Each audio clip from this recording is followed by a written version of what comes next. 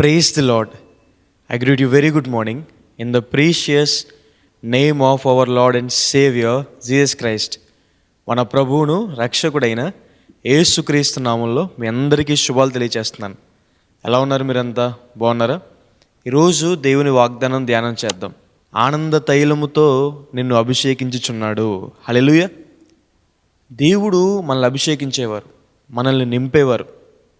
క్రీస్తు అన్న మాటకి అర్థము అభిషక్తుడు అని. శిష్యులందరూ కూడా మేడగదిలో ఉండి ప్రార్థన చేస్తున్నప్పుడు దేవుడు వారిని తన ఆత్మతో నింపారు. అప్పుడు వరకు భయపడిన శిష్యులు అభిషేకించబడిన తర్వాత దేవుని సువార్తను ధైర్యంగా ప్రకటన చేశారు. దేవుడు అహరోను గారిని ప్రధాన యాజకుడిగా అభిషేకించారు. దావీదు గారిని ఇశ్రాయేలు ప్రజలకి రాజుగా అభిషేకించారు. దేవుని అభిషేకం పొందుకున్న దావీదు గారు గొల్యాతుని జయించారు. మన జీవితంలో కూడా దేవుని అభిషేకము మనకి అనేకమైన వాటి మీద విజయం అనుగ్రహిస్తుంది. నువ్వు భక్తిహీనతను ద్వేషిస్తున్నావు కాబట్టి, భక్తిగా ఉంటున్నావు కాబట్టి, ప్రార్థన చేసుకుంటున్నావు, బైబిల్ చదువుతున్నావు, దేవుని మందిరానికి వస్తున్నావు కాబట్టి దేవుడు నిన్ను ఆనంద తైలముతో అభిషేకిస్తారని. మిమ్మల్ని అనేక మందికి దీవెనకరంగా, అనేక మందికి ఆశీర్వాదకరంగా దేవుడు మిమ్మల్ని మారుస్తాడు. ఉన్నతమైన స్థలాల్లో దేవుడు మిమ్మల్ని హెచ్చిస్తాడు. మీరు కీడు అనుభవించిన ఏండ్ల కొలది దేవుడు మీ కార్యాన్ని నెరవేర్చి, మీ బాధను తీర్చి, మీ కన్నీళ్లు తుడిచి మీకు సంతోషాన్ని దయచేస్తాడు. దేవుడిచ్చే శాంతి, దేవుడిచ్చే సమాధానం, దేవుడిచ్చే సంతోషము శాశ్వత కాలం ఉండేవి. దేవుడు మనల్ని క్రొత్త తైలముతో అభిషేకిస్తారని. అంటే దేవుడు మనకి నూతన మనస్సుని, నూతన స్వభావాన్ని, నూతన బుద్ధిని దయచేస్తారని. మన మనస్సు నూతనపరచబడితే మన జీవితంలో దేవుని నుంచి నూతన కార్యాలు మనం పొందుకుంటామని. మునుపెన్నడూ చూడలేని అద్భుత కార్యాలు, ఆశ్చర్య కార్యాలు మన జీవితంలో మనం చూస్తాం. దేవుడు మనల్ని పరిశుద్ధ తైలంతో అభిషేకిస్తారు. హృదయ శుద్ధి గలవారు దేవుని చూస్తారని. దేవుని కార్యాలు వారి జీవితంలో చూస్తారు. దేవుని మహిమను వారి జీవితంలో చూస్తారు.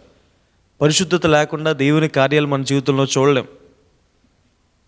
దేవుణ్ణి సేవించాలంటే మనకి పరిశుద్ధమైన పెదవులు కావాలని. అందుకే యెషయా గారు దేవుని మందిరానికి వెళ్ళినప్పుడు దేవుని స్వరూపాన్ని చూడగానే తనకు అపవిత్రమైన పెదవులు ఉన్నాయని ఒప్పుకుంటాడు. దేవుడు యెషయా గారి పెదవుల్ని పవిత్రపరుస్తారు.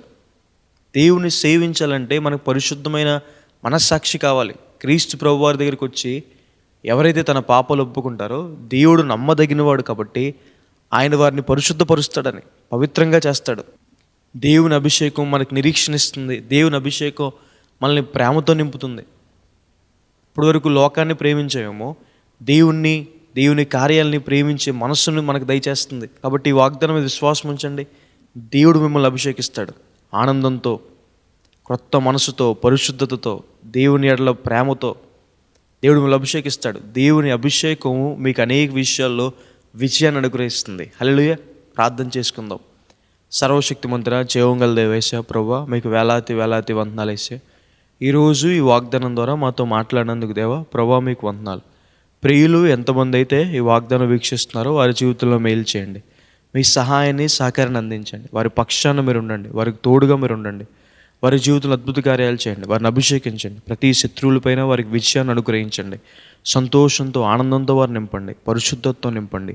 క్రొత్త మనసుతో, క్రొత్త కార్యాలతో వారిని తృప్తిపరచండి. దీవెనలు కుమ్మరించమని యేసు నామమున వేడుకుంటున్నాను తండ్రి. ఆమేన్. God bless you.